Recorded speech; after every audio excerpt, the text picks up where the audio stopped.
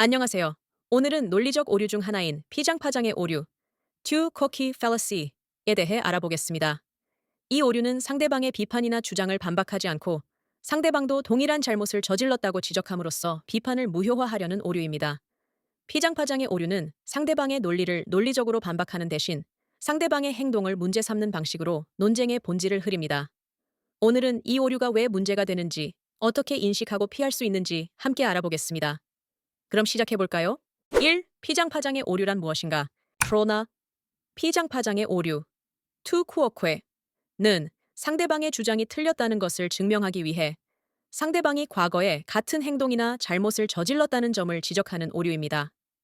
이 오류는 상대방의 주장에 대한 논리적 반박 없이 상대방의 행동이나 과거 기록을 들어 반박하는 것으로 논리적으로는 아무런 반박이 되지 않습니다.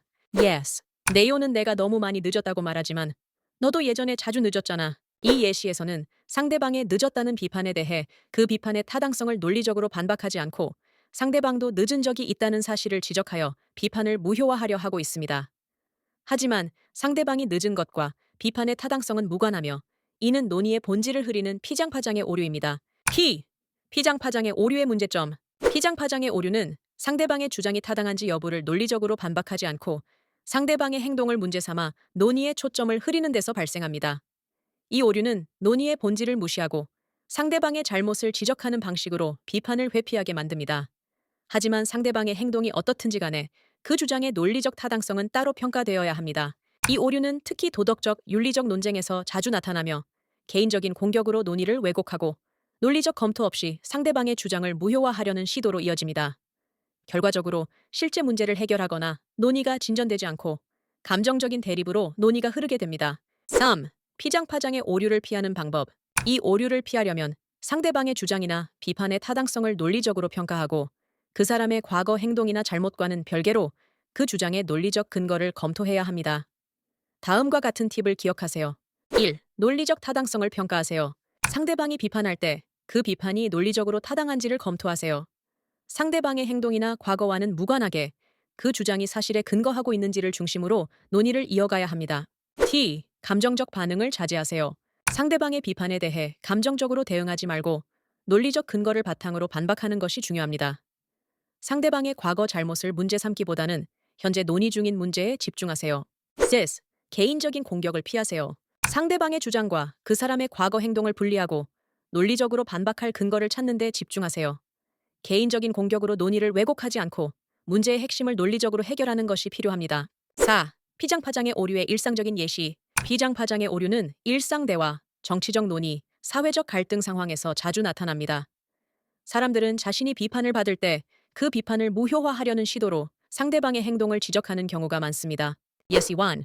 네오는 내가 너무 많이 술을 마신다고 말하지만 너도 대학 시절에는 술을 많이 마셨잖아.